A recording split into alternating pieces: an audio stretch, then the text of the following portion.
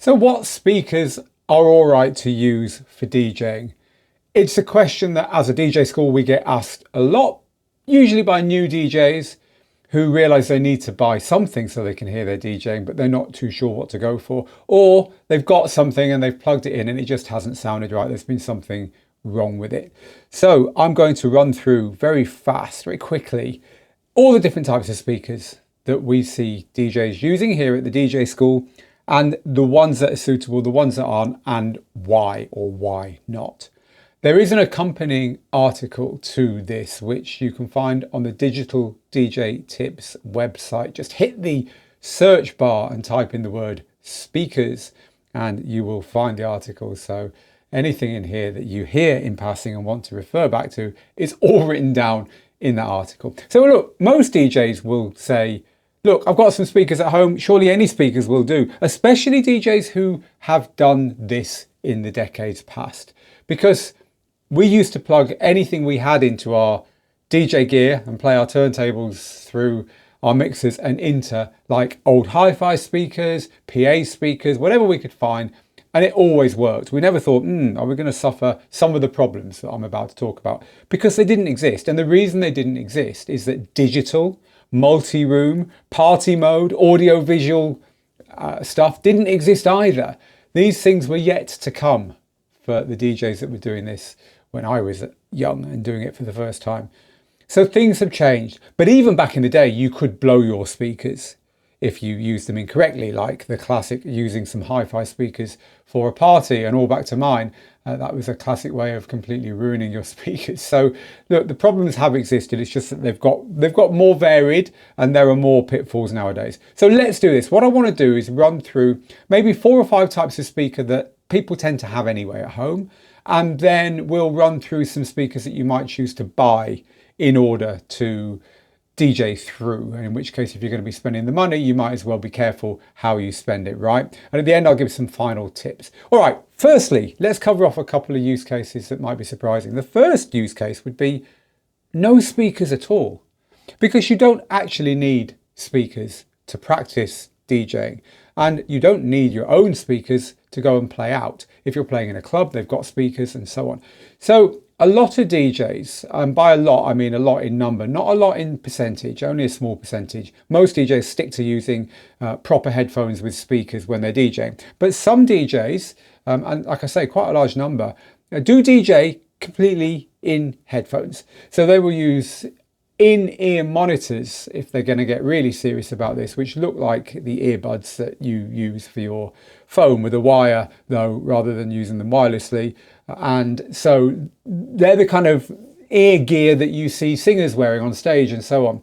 So these are specialized types of headphones that block out the outside world and let the DJ basically go into a little cocoon and listen to their own version of what's going on with their DJ gear, completely separate from the main speakers in a club or with no other speakers plugged in at all. So this means you can practice 100% quietly. So it's a great way of practicing, for instance, if you are in your house late at night and people are in bed, or you're on a plane or in a hotel or whatever, any place where you don't want anyone else to hear what you're doing. So this is 2 methods that DJs use for it. The first method is called the mono split method. And this is where you use a special setting on your DJ gear to put what the crowd would be hearing or are hearing through one of your ears and what you're hearing privately, in other words, what you would be listening to in your headphones, in the other ear. And this all happens in headphones, right? So that way you can prepare your music in one ear and mix it in the other ear. So obviously there's going to be a bit of a learning curve to get used to doing this. The other way of doing it is to use the controls on your DJ gear to flip between those 2 things. So you will have a knob that mixes between what only you can hear and what the crowd can hear. So both of these methods allow you to DJ with no speakers. Great for practicing and sometimes also for playing live if you prefer to not rely on the club's speakers.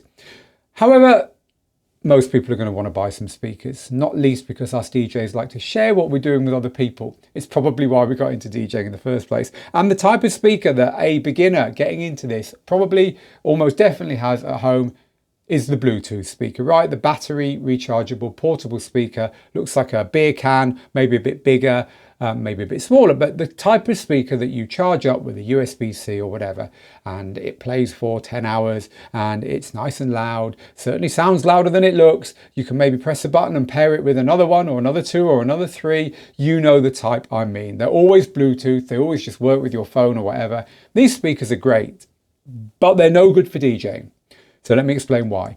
So the main reason is that they are Bluetooth. They don't have a wired input. So there is a reason why the vast majority of DJ gear, nearly everything, doesn't have any type of Bluetooth output, because it introduces delay, and the technical term for delay is latency. Latency is when you do something on your DJ gear and it takes a little while to come out of the speakers. Now, by a little while, I mean, 200 milliseconds, a fifth of a second or a quarter of a second. It is way, way too much for DJing, because DJing, if you think about it, is like playing an instrument. You do something, you press a button, you move the jog wheel, you need to hear it instantly. Could you imagine strumming a guitar and not hearing it for a quarter of a second? It's just a complete no-go, right? So for musicians, DJs, producers, for creative performers, you need to be able to hear instantly what you just did. And for DJs, it's absolutely no different. So Bluetooth is a no-go. So that means all those speakers are, down to a speaker, useless for DJing. There's no exceptions. Even those that have a wired input. So if there is a auxiliary input, if there's a mini jack input, or on the bigger ones, even if there's, a couple of RCA sockets, the red and the white or the red and the black one, even if it has those, it's not good enough for DJ use.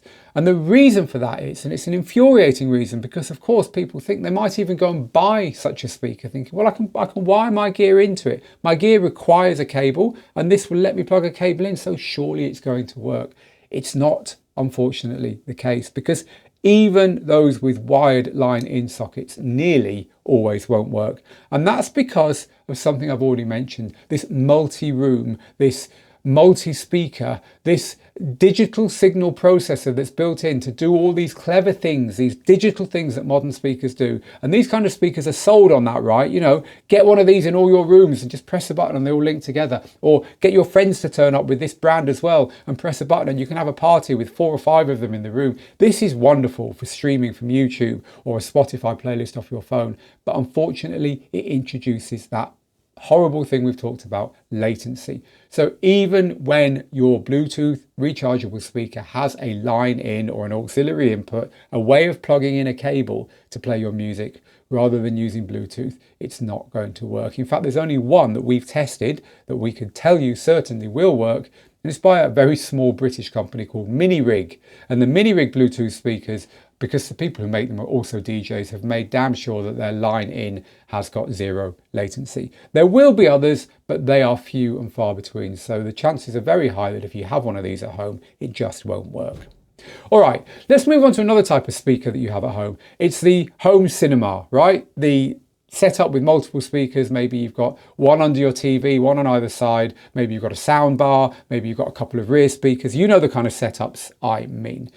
These types of speakers are possibly going to work for you for DJing, with a couple of caveats.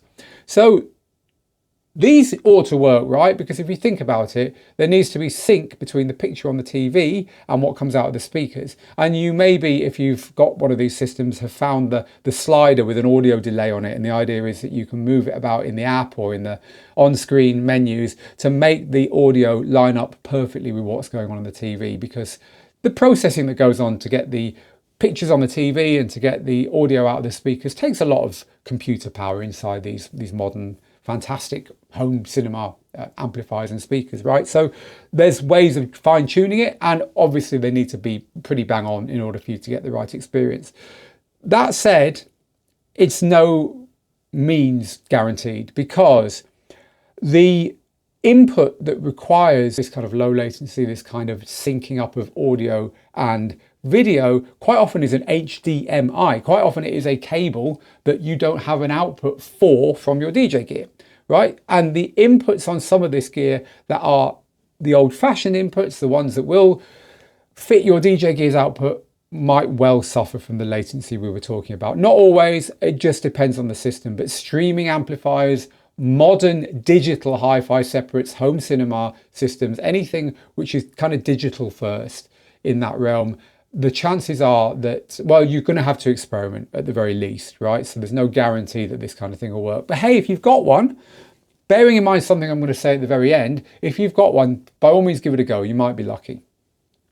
Now here's another one, here's a strange one, but this is something that we hear a lot of DJs asking about, and many will use, at least for a little while. And it's actually become more feasible to do this recently thanks to changes in DJ software. And that is just playing through your laptop's built-in speakers. Because yes, they're not going to be the best in the world, but hey, laptops have moved on in leaps and bounds. And some high-end laptops are sold by companies that are proud of the sound they've managed to squeeze into that little case. They are proud of the fact that it's stereo and that it can go quite loud. And bizarrely, some of them, they don't have deep bass, but it's all right. So it is possible, at least at first, if you've bought a new DJ controller with some software or whatever, to just use the built-in speakers. Now, I say that this has become more feasible recently, and that's because most DJ software now has a use laptop speakers setting. Somewhere you can tick a box that says, don't use the outputs on the back of the DJ gear, just play it through my speakers. And so this is possible. And the good news for DJing is that it's still possible to plug your headphones into the DJ gear in those circumstances and use the headphones the way you normally would with proper speakers. So this is obviously not ideal for playing parties and things like that, but it's fine for practice, at least at a push, while you're maybe waiting for your speakers to be delivered or trying to decide which way to go. And obviously it's going to be tinny and it's going to be quiet compared to real speakers, but you'll get no latency at least, because it's not going to have that issue playing straight through the speakers when the software is running on that laptop, which is a good piece of news for the stopgap measure of just using your laptop's built-in speakers. Now, another type of speaker that we've always recommended to budget-conscious DJs are humble gaming speakers, the kind of speakers you buy at the white box outlets or on Amazon for upwards of $40, but they go up to about 300 plus, where they're designed to work with a computer with computer games running on it. Now, these always used to be an analog input directly from the computer's sound card, but nowadays they tend to use an audio interface and have a digital cable, a USB-C. But as long as the ones you've got have got a line input, and as long as you can test there's no latency on it, it should be fine. But I can't guarantee that with all brands. So if you're going to buy one of these, just make sure that it's got a return policy should you find there's latency going on. But they can be great because you get a subwoofer, and of course you've got a good pair of computer speakers in to boot as well. So they're the kind of speakers that you might have knocking around. Now I want to move on to the kind of speakers that you might actually buy in order to DJ with. Because at this point, there's good news and bad news. The good news is they're going to work. They're going to work fine. You're not going to have any of these latency issues. You're not going to have any compatibility issues and so on. The bad news is, of course, you are spending money on something that you don't already own. So you need to get it right. Or do you? Because the first type of speaker that you will buy specifically to DJ through nowadays could be built into your DJ gear. Because there are some DJ consoles that come with speakers. Now, there are two brands who we recommend to our students here at the school that do this. They are the Numark Mix Stream Pro. The various models within that family of DJ gear have built-in speakers. Now, they're not the best in the world, but they're pretty good. And they have their own volume control on the unit. They're right where you need them, which is really close to you, which is important for DJing. We'll come back to that at the end. And hey, they're built in. You buy the unit, the speakers are there. When I taught my 10-year-old at the time daughter to DJ, this was a godsend for her, because the last thing you want to be doing is plugging things in, laptops and speakers and all this stuff, when someone just wants to have a go. Now, these units are really useful because you don't need to do any of that. The speakers are built in. The other ones that we see our students use and we're happy to recommend are by a company called Denon DJ, and the Denon DJ Live 4 and Live 2 units also have built-in speakers that are very similar to the ones I just mentioned. These are going to work fine for practice. They're very, very good for practice. Even people who buy the units thinking, well, I don't want to use the speakers, often end up saying, you know what, they're pretty good. And for a very, very, very small living room party, right? 2 of you, 3 of you, 4 of you, they're okay, right? But anything more than that, look, they're built into your DJ console. They're not going to be filling a public space. However, look, for practice, for home use, just for something to fall back on when you just want to perch your DJ controller on your lap and have a play, they're really, really good. So do think about that. Do think about whether getting something with built-in speakers might be a good idea. It doesn't stop you plugging in any of the other types of speakers anyone else would plug in. It's not an either or. There's 2 volume controls at the top of these units, one for the built-in speakers and one for anything you've plugged in. So you're not counting yourself out of adding extra speakers. The next type of speaker I want to talk about, and this is kind of it's got one foot in the you might already own it camp, and the other foot in that you might go out and buy it camp. And that's hi-fi speakers.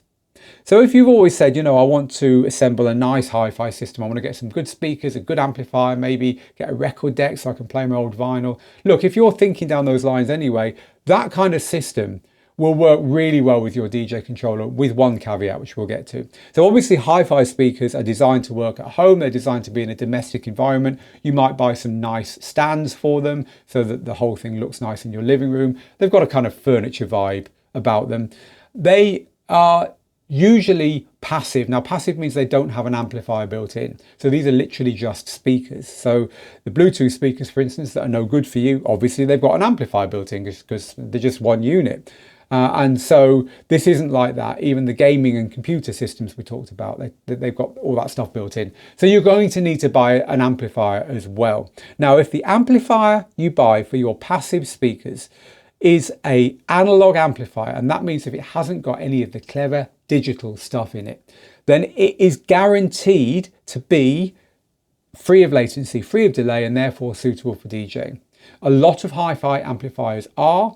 Even some of the cheapest ones that sound good, especially some of the cheapest ones that sound good, definitely are analog amplifiers. So a pair of passive speakers, which are just basically the loudspeakers themselves in a box, and an analog amplifier is a back to basics, old-fashioned, cheap, and potentially really nice sounding way of getting audio from your DJ gear into your room.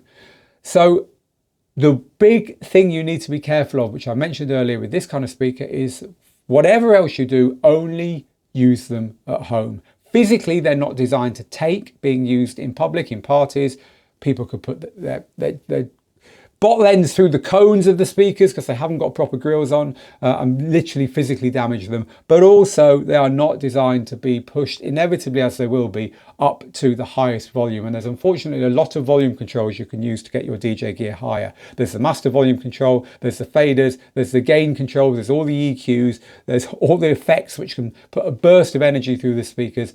Trust me, I'm telling you from experience, they will blow up. You will literally rip the cones of the speakers and blow the tweeters and they will no longer work. You don't want to do that with some speakers that you have bought to take care of. At the same time then, it's worth remembering that DJ gear can push frequencies through speakers that you don't get on a finished audio source. So if you're streaming a track from Spotify, it will not have massive bursts of sub bass, which you might well find your speakers have to deal with when you press the effects on your DJ controller and turn everything up loud. So you need to respect what you're sending through them, even if you're not using them very, very, very loud, inadvisedly in a party atmosphere. Even if it's just you at home, just be careful that you're never going into the red and you're never driving them too hard, because they tend to not have, the amplifier tends to not have the protection for the speakers you plugged into it in order to stop you damaging them, right? So used with respect, hi-fi speakers that you maybe buy for other reasons as well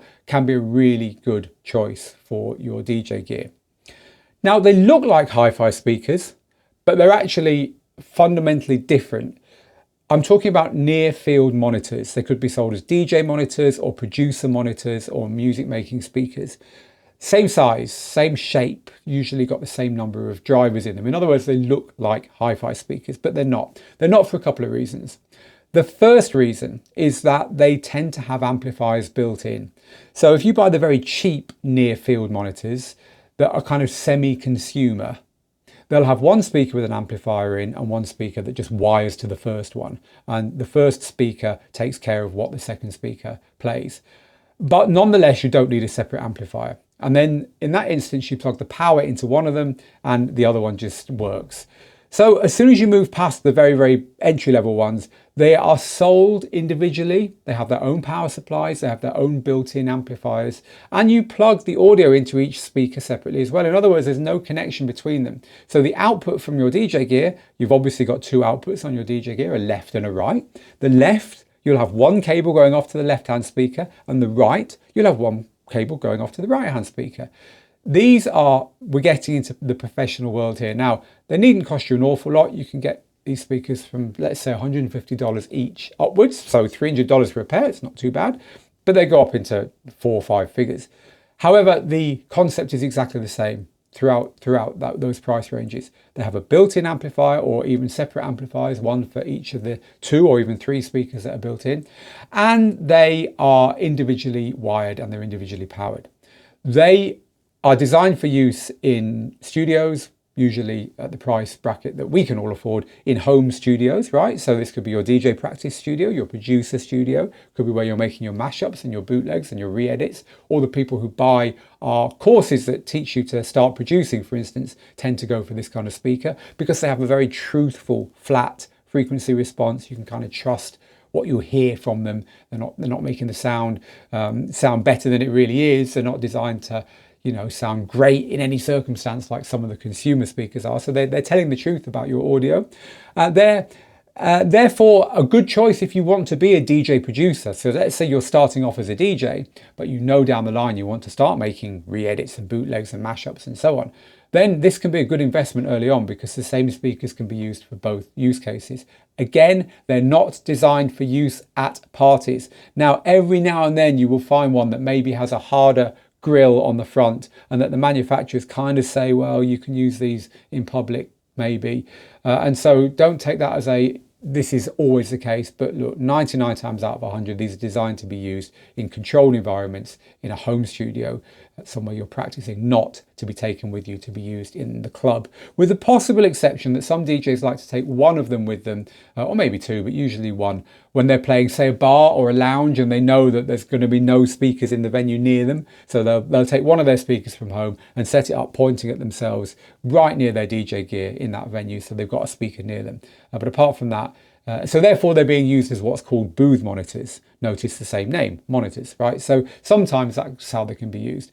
Now, usually you will have 2 of these, and you might have a subwoofer as well, which is the 3rd speaker that sits on the floor somewhere nearby and gives you the bass. It's totally optional, but it's something that some DJs like to add. Indeed, some people like to add that to hi-fi speakers as well, just to give you that kind of tummy rumbling bass. If you're lucky enough to have no neighbors nearby or no one else in the house to annoy, at least some of the time, it can be a fun extra thing to have.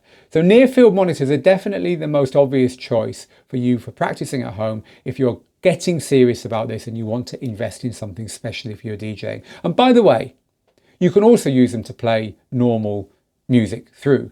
You can also use them to play anything that you can plug into them through. And some of the consumer ones, some of the ones at the lower end of the scale, sometimes just make that a little bit easier for you by having Bluetooth built in, so you can also stream music from your phone and so on. They might have extra inputs so you can plug in extra stuff, so you're not always leaning around the back to unplug your DJ gear when you just want to play some music from I don't know, from your TV or your hi-fi, whatever.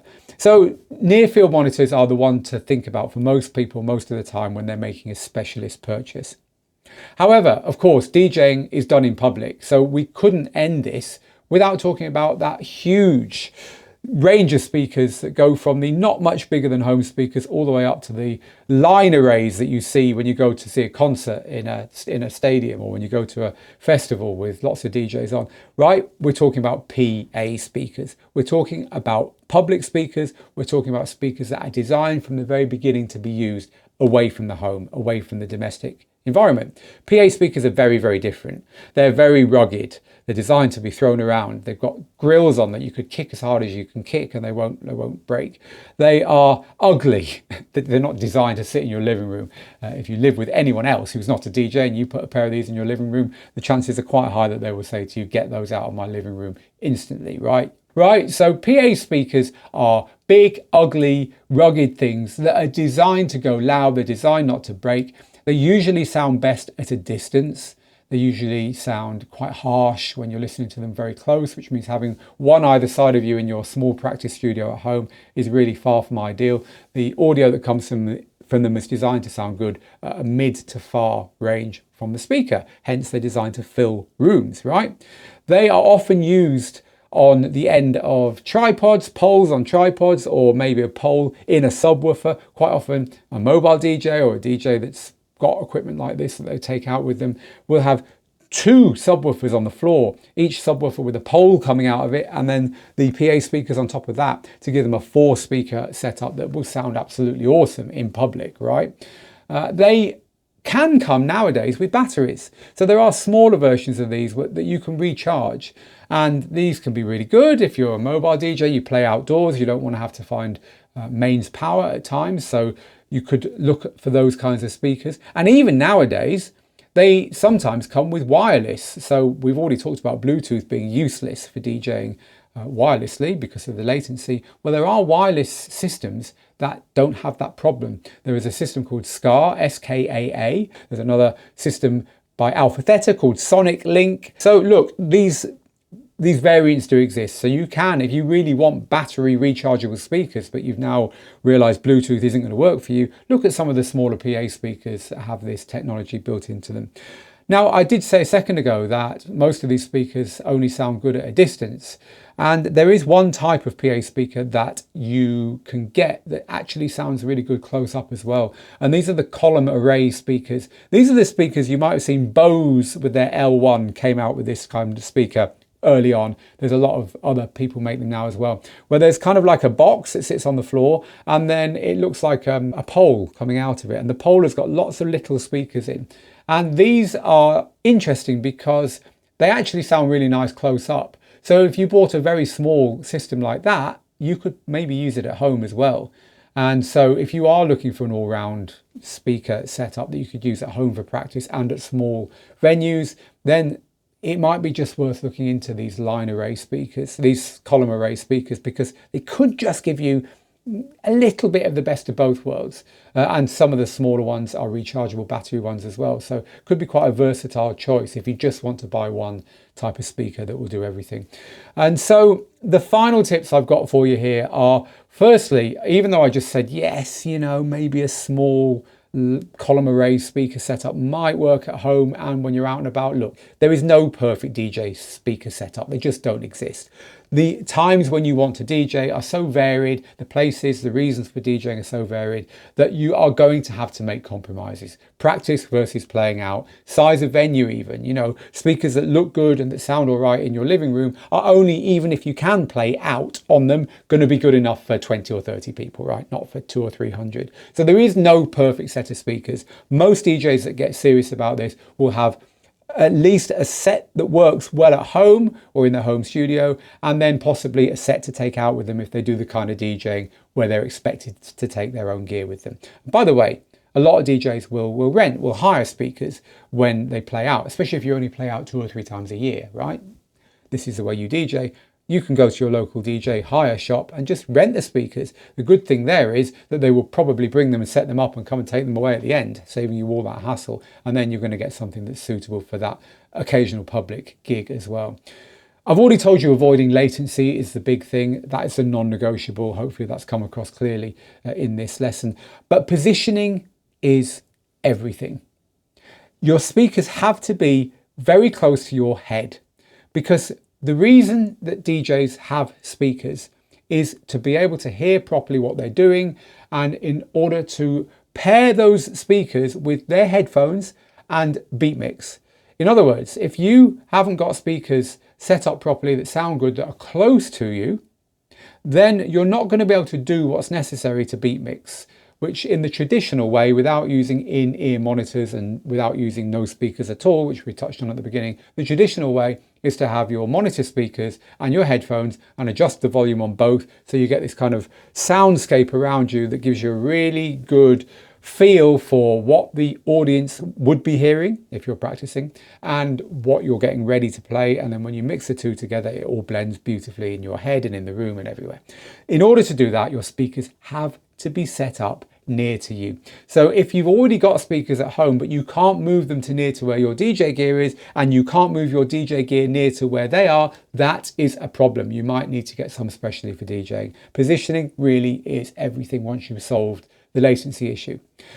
But the good news is there is absolutely no need to go out and buy something special at first. If you ask around, if you look around, if you look in your attic or under your stairs or in your cellar, you almost certainly have something that you can push into play early on. That means you don't have to go and buy some Nearfield monitors or whatever in order to begin DJing. You might have an old set of hi-fi speakers that you can use. You might have some old computer gaming speakers that you can use.